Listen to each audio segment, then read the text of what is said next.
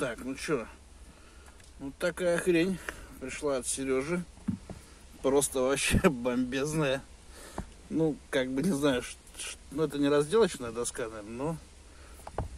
Короче, единственное, надо будет крепеж приделать. Короче, Сереге респектос. Вот такой презент прислал дядя Сережа. Ветер.